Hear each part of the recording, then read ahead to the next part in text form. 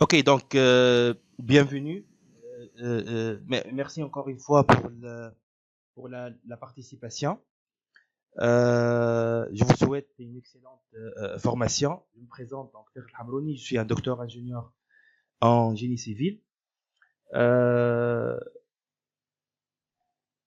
donc, je vais commencer par vous présenter euh, l'objectif principal de la formation. Comme je vous ai dit, il s'agit bien d'une formation avancée sur les structures métalliques qui porte essentiellement sur l'analyse non linéaire par afin de bien étudier et bien dimensionner les structures métalliques.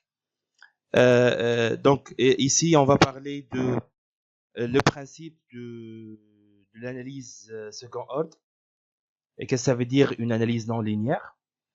On va commencer par une partie théorique afin de vous présenter euh, le problématique et la méthode analytique pour le calcul second ordre. Et par la suite, on va bien sûr euh, vous présenter donc et on va travailler sur différents exemples sur le logiciel robot afin de maîtriser d'abord la considération de cette analyse là avec le logiciel robot et pour bien analyser et dimensionner différents types des structures métalliques. Nous allons commencer par des exemples simples afin de clarifier la méthode. Et bien sûr, on va par la suite passer à l'étude des cas réels. Et comme je vous ai dit, tout ça, il porte essentiellement sur d'abord d'apprendre cette méthode-là et quand on doit l'appliquer. On doit comprendre aussi quand on considère une analyse linéaire classique et quand on doit considérer une analyse non linéaire. Et bien évidemment, si on va considérer une analyse non linéaire, dans ce cas-là, qu'est-ce qu'on doit faire afin de dimensionner ou bien étudier ou bien vérifier les différents éléments d'une structure métallique. Donc, je vais commencer par une partie, comme je vous ai dit, théorique. Donc, bien sûr, si je vais juste une petite remarque avant de commencer. Donc, si vous avez une question, une remarque, vous pouvez directement intervenir. Donc, je souhaite toujours poser des questions et participer puisque ça enrichit la science et la formation par la suite. Donc, si je vais, par exemple, parler de différentes démarches pour dimensionner ou bien étudier une construction dans le domaine du génie civil, quel que soit le type de la construction, spécialement pour les constructions métalliques, bien sûr, on a trois phases principales. La première phase, c'est la modélisation. La modélisation numérique, quel que soit en 2D ou bien en 3D. L'application des différentes charges, les charges permanentes, les charges variables, quelles que soient les charges d'exploitation, les charges et les actions climatiques. On va générer les combinaisons de charges et bien sûr, finalement, on va dimensionner les différents éléments qui constituent la structure et on va terminer par le calcul des assemblages et la préparation des plans d'exécution.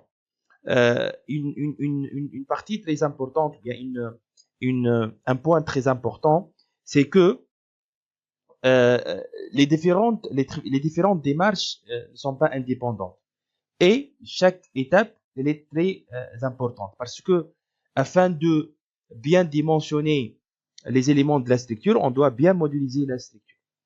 Et pour bien modéliser la structure, on doit tenir compte de toutes les conditions aux limites afin de déterminer les sollicitations et les efforts internes pour les différents éléments de la structure. Donc, on va modéliser la structure, on va appliquer des charges, on va lancer le calcul pour vérifier la structure et pour lancer le calcul des centres de charge. Et par la suite, on va déterminer les différentes sollicitations pour les différents éléments de la structure et à la fin, on va dimensionner ou bien on va vérifier les éléments de la structure par rapport les efforts les plus importants pour la combinaison de charges la plus importante, ou bien la plus défavorable. Donc, dans la majorité des cas, on utilise une analyse statique linéaire classique. Qu'est-ce que ça veut dire? C'est-à-dire, on va utiliser la théorie des poutres, les règles de la RDM et du calcul des structures pour déterminer les différentes sollicitations pour les différents éléments de la structure. Et déjà, c'est la méthode utilisée par le ciel robot pour les structures barres. Donc, on va appliquer les charges, on va lancer le calcul, il va utiliser les différentes, il va utiliser la RDM et le calcul des structures, la théorie des poutres pour déterminer les différentes sollicitations pour les différents éléments de la structure. Donc, ce point-là, il est très important parce que si on arrive à déterminer les sollicitations correctes, on va bien dimensionner et on va bien déterminer la section réelle pour l'élément de la structure considérée. Et donc, ici, j'ai dit que dans la majorité des cas, plusieurs ingénieurs utilisent la méthode classique et la méthode d'analyse dite linéaire. Donc, si on va parler de l'analyse globale de la structure, c'est tout simplement, c'est la détermination de la distribution des sollicitations à l'intérieur des différents éléments qui constituent la structure. Et ici, on va parler de deux méthodes. La méthode classique, c'est l'analyse linéaire la plus utilisée, ou bien parfois, on va utiliser, ou bien on est obligé d'utiliser une analyse non linéaire. Pourquoi? Parce que dans les cas surtout des structures souples, telles que les constructions métalliques, donc, et à cause de la présence des charges horizontales, essentiellement l'action des vents, la structure, elles peuvent être parfois considérées comme étant déplaçables. Et donc, la structure, elle est déformée. Donc, sous l'effet d'une action horizontale, on va avoir une déformation. Par exemple, pour les poteaux, on va avoir un déplacement en tête poteau. Pour les poutres, on va avoir une flèche.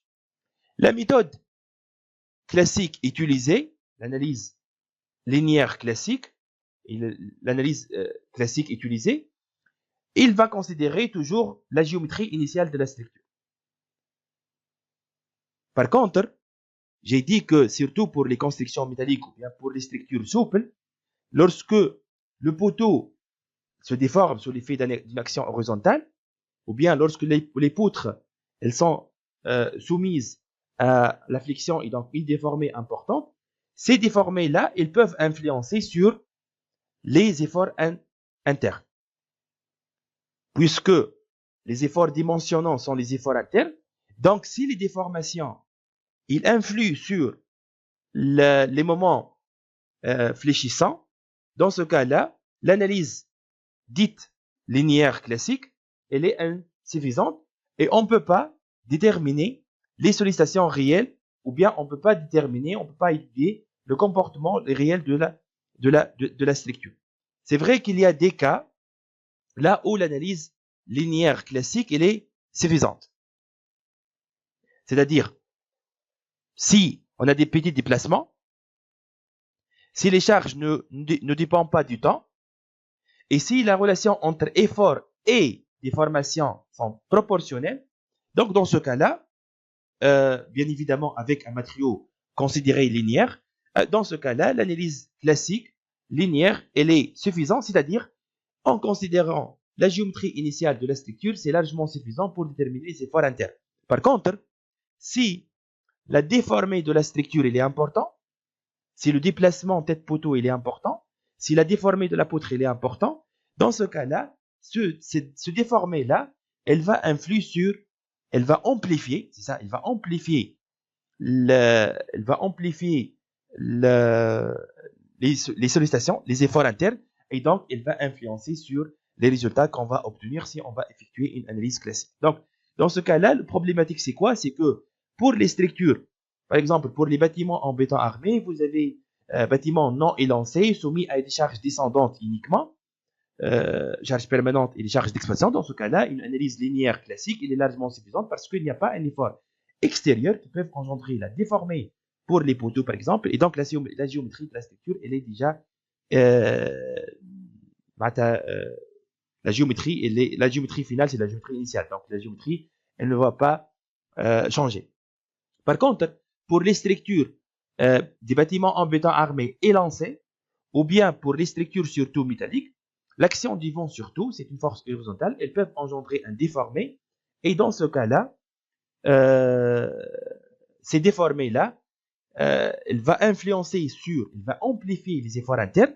Et donc, dans ce cas-là, une analyse non linéaire, je parle de la non-linéarité géométrique, doit être considérée afin de bien déterminer les efforts internes appliqués sur la structure et étudier le comportement réel de la structure. Donc, si je vais parler de l'analyse des structures, il y a deux cas. Ou bien une analyse linéaire.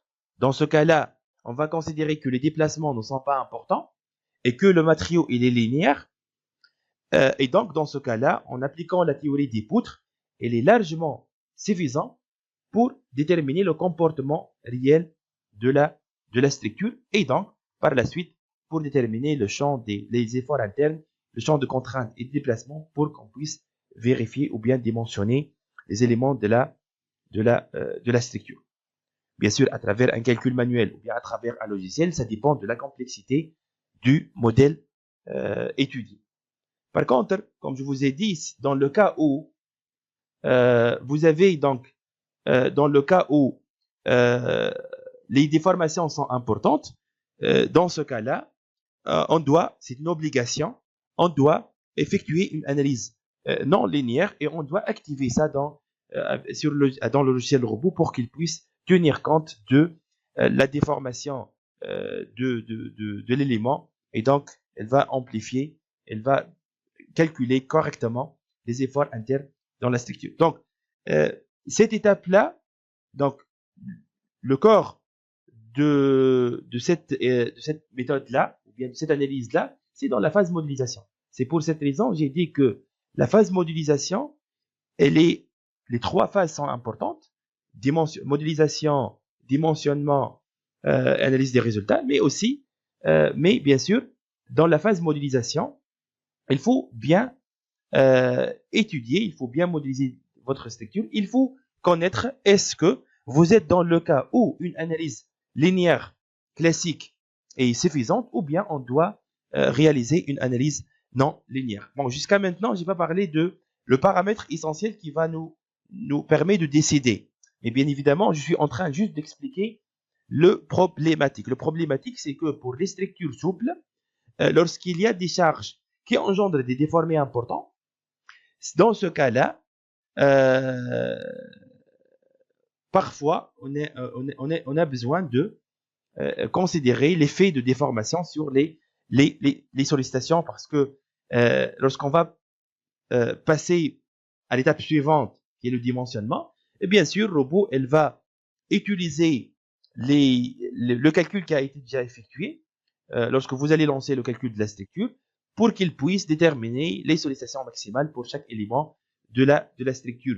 Si on parle par exemple d'un bâtiment industriel en charpente métallique, donc vous avez les éléments de la toiture tels que les pannes, les poutres au vent, vous avez les traverses, les poteaux, vous avez les éléments de contreventement, les listes s'il existe. Donc le robot, elle va déterminer les différents efforts internes appliqués sur les différents éléments et par la suite, elle va dimensionner l'élément le plus sollicité par rapport à la combinaison la plus défavorable. Juste pour bien expliquer le problématique, je passe à cet exemple. Regardez ici, vous avez ici exemple d'un poteau.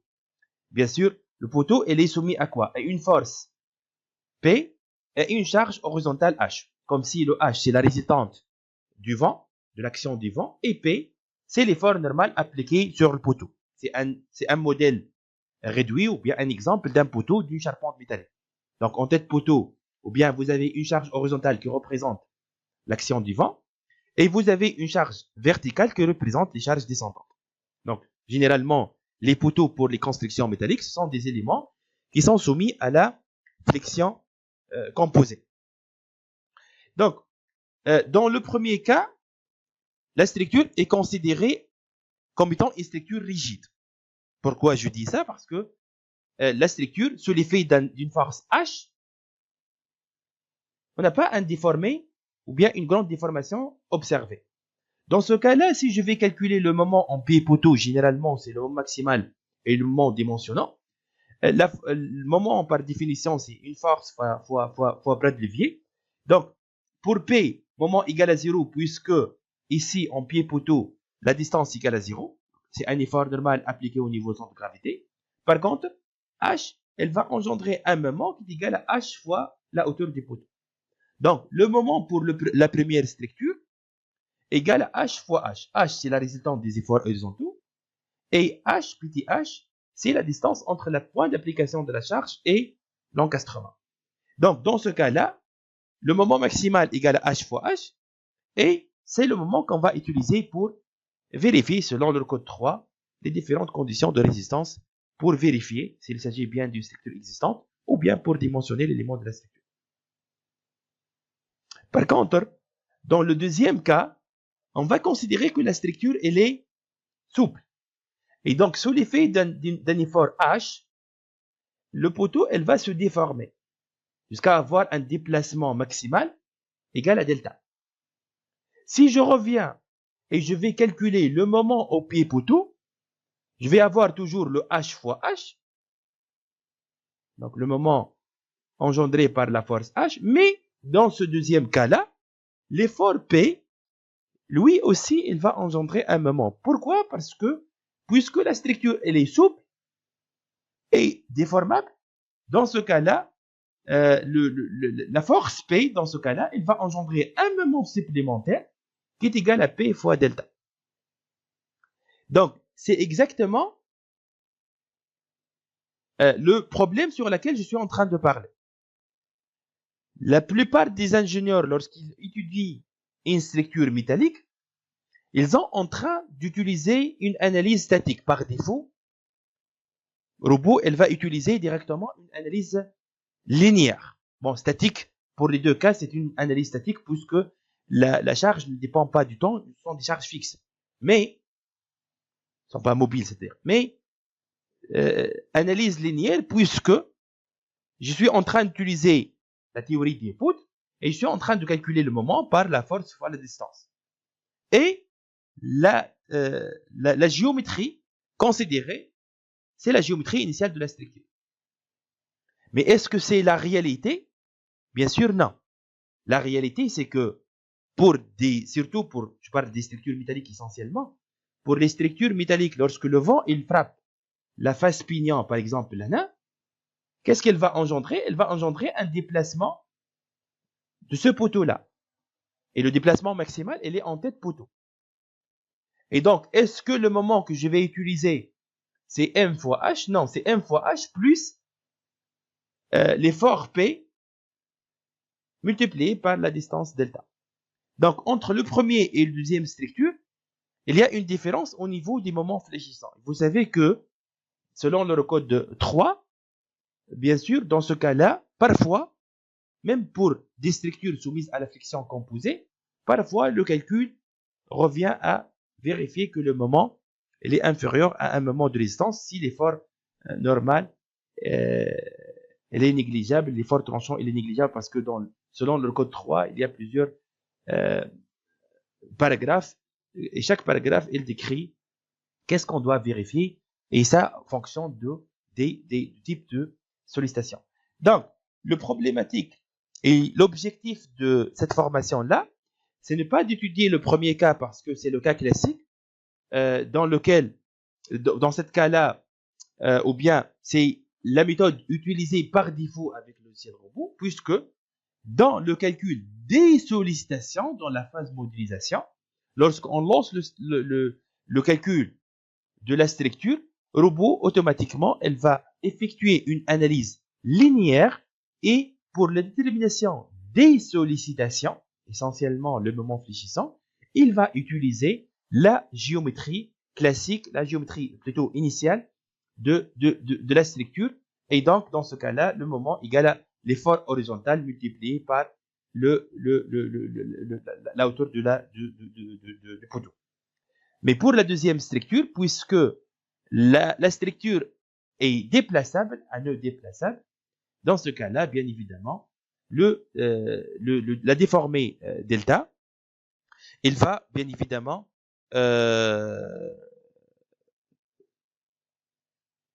engendrer un moment supplémentaire qui est égal à P fois delta.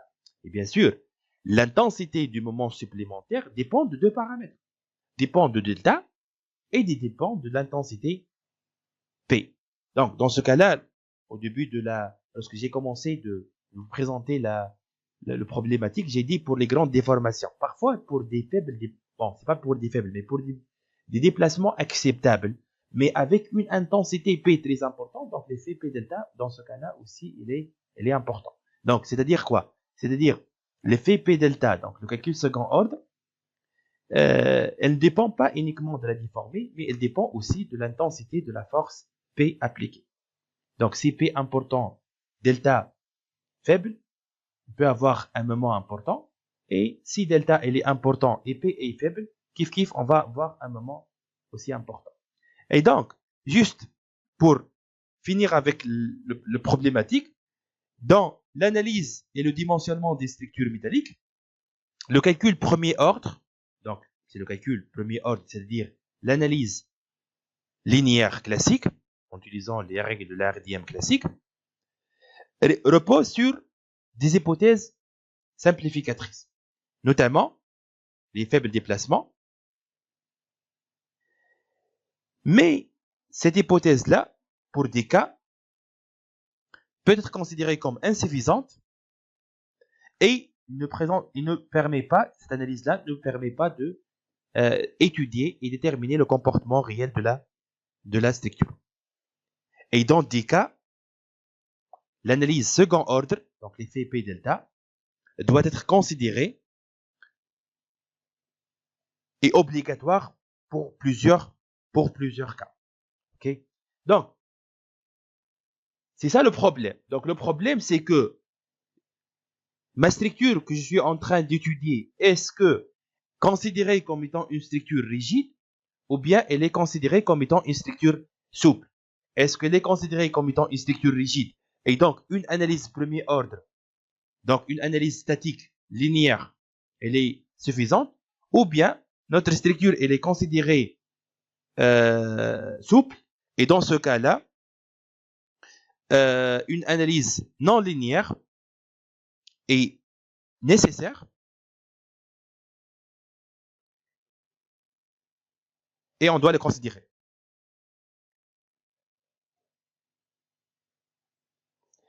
B. Donc, la question qui se pose maintenant, comment je peux connaître est-ce que la structure étudiée est une structure souple ou bien une structure rigide? Il y a un coefficient qui s'appelle coefficient d'amplification critique. Je vais vous montrer après, bien évidemment, comment on va déterminer ça et comment on va présenter ça c'est-à-dire comment on va étudier ça sur robot, c'est-à-dire robot, il affiche ce paramètre-là. D'abord, c'est quoi ce paramètre-là? Ce coefficient d'amplification critique, c'est lui qui va nous permettre d'avoir une idée sur le calcul qu'on doit effectuer. Donc, si alpha critique, c'est quoi? C'est la force critique sur l'effort appliqué. Bien sûr, le problème second ordre, ou bien la déformée de la structure, elle est engendrée par la force horizontale. Je suis d'accord. Mais le moment, elle est engendrée par un effort de compression appliqué sur la structure. Donc, c'est vrai que l'effort responsable pour, c'est-à-dire, ok, la source de ce problème-là, c'est l'effort horizontal. Ce sont les efforts horizontaux, essentiellement l'action du vent dans le cas des structures métalliques. Mais l'effort qui va amplifier le moment fléchissant dans le poteau, c'est l'effort de compression appliqué sur la structure, l'effort P. Donc, l'effort critique, c'est quoi? L'effort critique, c'est l'effort de résistance à la compression d'un élément sur l'effort de compression appliqué. Donc, Et bien sûr, vous savez que dans le cas des constructions métalliques, on utilise des profilés ouverts et des profilés minces. Et donc, sous l'effet d'un effort de compression, ces sections-là sont susceptibles au phénomène des instabilités élastiques, essentiellement le flambement dans le cas d'un élément soumis à la compression. Et donc, l'effort critique dans ce cas-là, c'est l'effort de résistance au flambement de l'élément sur l'effort de compression appliqué. Bien sûr, on parle de l'effet second ordre et l'analyse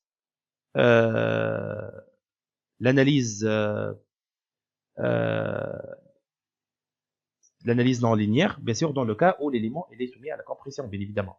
Donc, le coefficient alpha critique, si on va chercher à calculer ça manuellement, donc c'est l'effort de résistance au flambement d'un élément sur l'effort de compression appliqué sur l'élément. Qu'est-ce qu'ils disent leur code 3? Bon, il y a deux méthodes. La méthode que je préfère et la plus réaliste, c'est l'effort de critique de flambement sur l'effort de compression appliqué sur les structures. Il y a d'autres méthodes définies dans le code 3, essentiellement dédiées pour les portiques à faible pente de la toiture. C'est le min entre H sur l'effort VED. ED, c'est l'effort appliqué sur la structure. C'est la même notation que robot. Donc, HED, c'est l'effort horizontal appliqué sur la structure. VED, c'est l'effort vertical total appliqué sur la structure, multiplié par la hauteur de la construction sur la déformée obtenue sur la structure. Donc, il faut modéliser ici la structure pour afficher la déformée en tête poteau, ou bien la flèche pour une poutre, pour que vous pouvez calculer ce alpha-là. OK? Mais, comme je vous ai dit, donc, il y a deux méthodes. Cette méthode-là, elle est limitée uniquement pour les portiques à faible pente. Et donc, le alpha critique, c'est le produit de la somme des efforts horizontaux appliqués sur la structure, sur les sommes des efforts verticaux appliqués sur le portique, fois la hauteur de l'étage sur la déformée maximale obtenue généralement en tête poteau de l'étage. Mais, juste pour analyser ce coefficient-là, quel que soit pour la première ou bien par la deuxième méthode, il est très clair que la rigidité de l'élément, il intervient. Il intervient ici dans le calcul de F critique et il intervient aussi dans le déplacement obtenu suite à l'application du charge H. Donc, c'est vrai que la différence entre le premier et le deuxième cas ne dépend pas uniquement des efforts appliqués, mais elle dépend de la rigidité et les caractéristiques géométriques de l'élément, du profilé, essentiellement l'inertie et l'aire de la section transversale, puisqu'on parle ici des éléments comprimés. Et donc, pour le flambement et pour la résistance de la section transversale, on a besoin toujours, ou bien les paramètres géométriques qui interviennent sont l'inertie et l'aire de la section transversale. Donc, supposons que... Oui. Et les lancements, bien évidemment. Et les lancements, bien évidemment. Bien sûr. Et les lancements, bien évidemment. OK? Donc, mais... OK. Donc, si je reviens à la définition de les lancements, c'est quoi les lancements? Les lancements, c'est la longueur de flambement sur le rayon de gyration. OK? Donc, OK. Donc, c'est quoi donc, le rayon de gyration, c'est quoi? C'est la racine de I sur A. Et donc, finalement, c'est la rigidité qui intervient. Donc, la rigidité, si on parle de la rigidité, on parle de l'élancement. Donc, là, juste pour bien expliquer, bon, j'ai dit que le paramètre qui va nous permettre de décider quelle est la méthode qu'on va utiliser, est-ce qu'on reste toujours dans le cas d'une analyse classique, linéaire, ou bien on a besoin de considérer l'analyse second ordre, sinon on n'a pas bien estimé et on a sous-estimé les efforts internes et donc les sections de la structure. Donc, si je reviens à la première, explication, la première relation, les deux existent dans le code 3. Donc, c'est la force critique sur l'effort appliqué. FED. Donc, là, c'est simple. Pour l'effort ED, c'est l'effort appliqué sur l'élément. Donc, pour la force critique, si je reviens à, puisqu'on parle ici des efforts de compression, et j'ai dit que parmi les inconvénients de construire en acier, c'est qu'on utilise des profilés ouverts, et sous l'effet d'un effort de compression, et pour l'élément élancé, bien évidemment, donc ces éléments-là sont susceptibles au phénomène des instabilités élastiques. D'abord, pourquoi il a indiqué le mot élastique ici? Pourquoi il parle de la charge critique de flambement élastique? Tout simplement parce que dans les constructions métalliques, je prends l'exemple le plus simple. Un élément soumis à la compression.